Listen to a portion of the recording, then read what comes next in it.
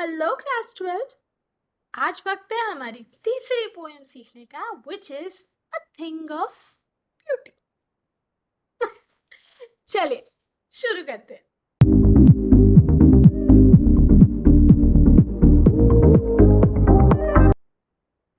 As usual, central idea first. So this poem is based on a Greek legend. काफी interesting है and एक Greek legend पे based है जिसमें एंडेमियन, एक बहुत beautiful handsome young shepherd and poet who lived on Mount Latmus had a vision of Cynthia, the moon goddess. तो अगर ब्रीफ में बोलूं तो हमारे शेफर्ड साहब और हमारे पोएट जी को एक विजन दिखा रात के अंधेरे में जंगल के बीच एक खूबसूरत लड़की का इन अ वाइट गाउन, एंड वो उसकी सर्च में फॉरेस्ट में एंड हर जगह हर रोज घूमते रहे। एंड इवेंचुअली जब उन्हें वो मिली, he realized that she was the moon goddess Cynthia. So the enchanted youth resolved to seek her out, and so wandered away through the forest and down under the sea. He searched for her possibly everywhere. जहां जहां वो search कर सकते थे उन्होंने Cynthia को तलाशने की कोशिश की, और उस पूरी जर्नी के दौरान he found a thing of beauty in everything he saw. क्योंकि इतनी ब्यूटीफुल लड़की का विजन उनके मन में था, उन्हें नेचर और उनकी बनाई हर क्रिएशन में सिर्फ और सिर्फ खूबसूरती दिख रही थी। एंड तभी जॉन कीट्स ने इस पोएम को हमारे लिए लिखा। चलिए लाइन बाय लाइन एक्सप्लेनेशन अब शुरू करें। A thing of beauty is a joy forever. अब थिंग ऑफ ब्यूटी क्या है?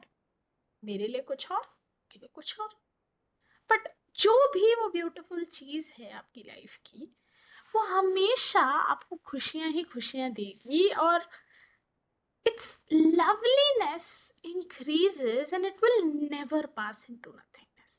उसको लेके आपका प्यार मोहब्बत दिन पर दिन से बढ़ेगा, कम नहीं होगा। एंड वो थिंग ऑफ ब्यूटी इतनी स्पेशल क्यों होगी? क्योंकि जब भी आप दुखी होगे, जब भी आप परेशान होगे, आप अपने आप को उसके पास पाओगे, because it will keep a bower fight for us. वो ब्यूटीफुल चीज हमारे लिए एक शेड बना के रखती है, एंड जब हम परेशान होते हैं और उसके पास पहुंचते हैं, वो चीज हमें सुकून देती है, एंड उस सुकून में we can have a sleep full of sweet dreams. प्यारी मीठी मीठी नींद हमें मिलती है, एंड अच्छी नींद यानी अच्छी health, quiet breathing, we sleep without stress. तो एक बहुत ही अच्छी डीप स्लीप हमें हमारी थिंग ऑफ ब्यूटी के आसपास मिल जाती है।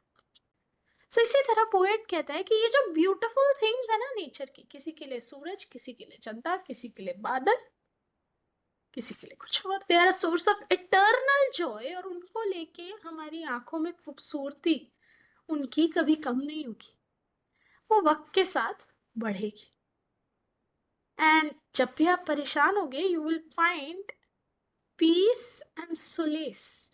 आपको शांति और सुकून कहीं ना कहीं नेचर की गोद में जाके मिल ही जाएगा, जिसने हमारे लिए एक शेड बना रखा है हैप्पी स्लीप, और जिससे एक हेल्दी बॉडी और रिलैक्स माइंड हमें मिलेगा। Therefore, on every morrow are we reading flowery band remind us to the earth. या मोरो के दो मीनिंग हो सकते हैं, it could be the sadness or it could be a way of poet's way of saying for every tomorrow, हर आने वाला कल। तो क्या हर आने वाले कल के साथ हम अपने आप को नेचर के और ज्यादा करीब पा रहे हैं? Spite of despondence of the inhuman dearth of noble natures, of the gloomy days of all the unhealthy and overdarkened ways.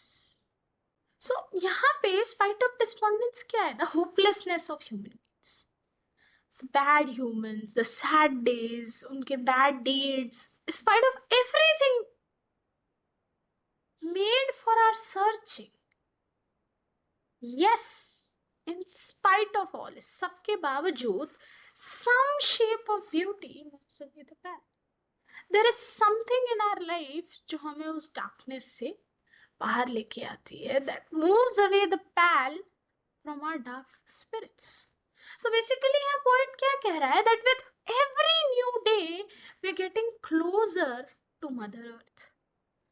By connecting ourselves, हम अपने आप को connect करते हैं with it through an imaginary flower band. एक imaginary flower band के through हम Mother Earth के और करीब आते जाते हैं.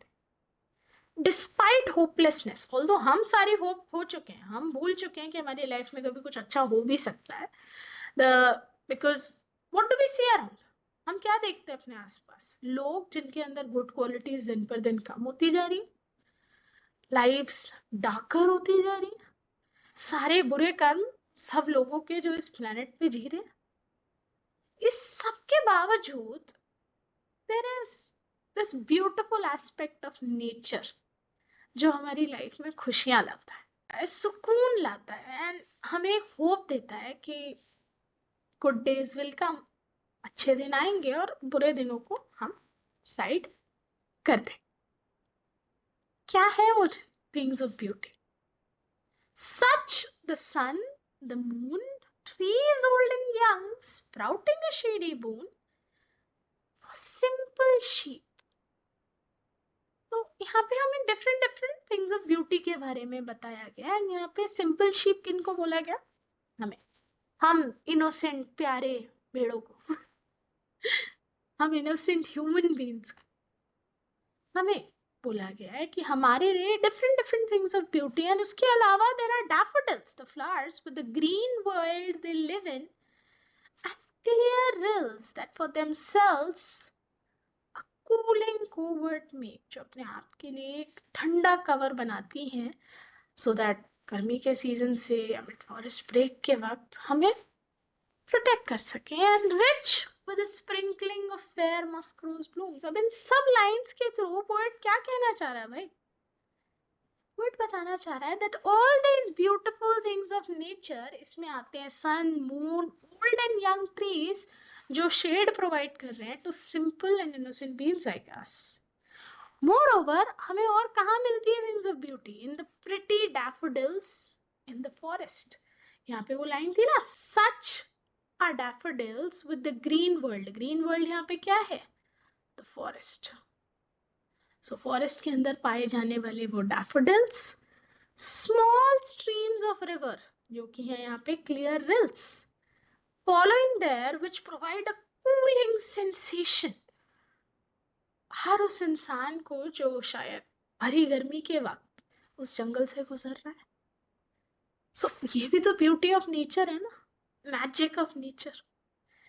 As well as in thick masses of ferns adorned with musk rose flowers and their fragrance. कभी ऐसा हुआ है जंगल के बीच से गुजर रही हो एंड यू वाली स्मेल आई हो? नहीं, राइट?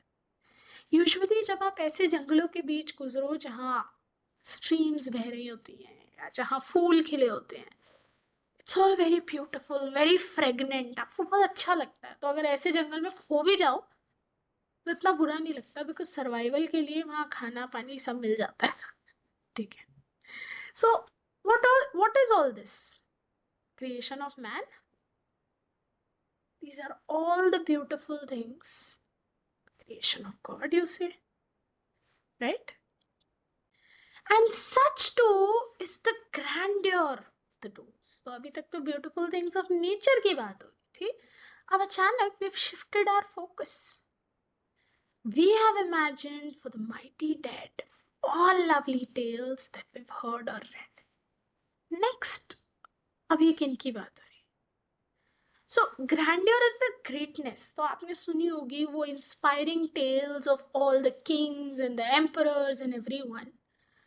So, those stories, वो stories राजा महाराजाओं की एक इंस्पिरेशन बन जाती है हम लोगों के लिए of never giving up. Life में आगे बढ़ते जाने के लिए, and that also provides joy to us, right? So यहाँ पे पोएट ने ये कह रहे हैं that all the heroic tales of great men जिन्होंने सैक्रिफाइस कर दी अपनी lives for the greater good of mankind. तो कभी ऐसा सोचा है, जितने भी लोग जो इतने बड़े बड़े सैक्रिफाइस करते हैं, इनमें से कोई भी सेल्फिश नहीं होता, ये सबके सब सेल्फलेस होते हैं। क्यों? क्योंकि ये खुद स्ट्रगल करते हैं ताकि आगे आने वाली जनरेशन को ना वो स्ट्रगल करने पड़े। So this is how they become heroic. इसी तरह तो वो महान बनते हैं, हम उनको याद करते हैं क्योंकि शायद उनकी वजह से ही हम आज एक चैन की जिंदगी जी पा रहे हैं, राइट? उनकी वजह से ही there is joy and there is everlasting happiness around us. So though one may not have experience their hardships, हमने नहीं एक्सपीरियंस किया कि उन्होंने क्या क्या झेला था अपनी लाइफ में, बट उनके सैक्रिफाइसेस को हमें भुलाना नहीं। वो हमारे लिए ऐसी लाइफ क्रिएट करके गए हैं जिसे हमें अपनी आने वाली जनरेशन को और बेटर करके दें। ये हमारा गोल होना चाहिए। So this is again a thing of beauty because it inspires us to do something big in life like that. And finally, poet क्या कह रहा है? All of this is an endless fountain of immortal drink pouring unto us from the heaven spring. ये जितनी भी things of beauty हैं, ये क्या है? They are infinite in number. एक endless fountain है things of beauty से भरा हुआ। The immortal drink, immortal is everlasting, कभी न मरने वाला। तो ये जो एंडलेस फाउंटेन है जिसमें ये भरी हुई है थिंग्स ऑफ ब्यूटी, ये कहाँ से आ रही है हमारे पास? Upward from heaven. वहां से भगवान जी थिंग्स ऑफ ब्यूटी हमारे ऊपर छिड़क रहे हैं। They are constantly flowing into our lives from haven.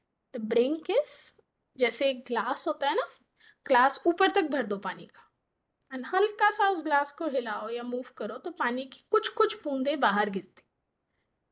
तो इसी तरह भगवान जी के पास एक बहुत बड़ा पिटारा है थिंग ऑफ ब्यूटीज का, एंड कॉन्स्टेंटली हमारे ऊपर वो शावर की जा रही है।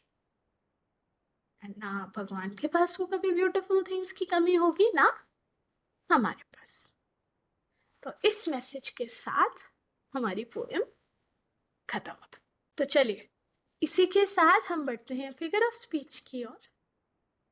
पहला figure of speech is alliteration, जो आपको देखने को मिला in noble natures, cooling covert, band to bind, B and B. So ये तीन फ्रेजेस थे एलिटरेशन के हमारे। इसके अलावा this poem is filled with imagery, because जब भी आप पोएम की ये लाइंस पढ़ते हो, माइंड में ना चाहते हुए भी इमेज क्रिएट होती है in beautiful things of nature की।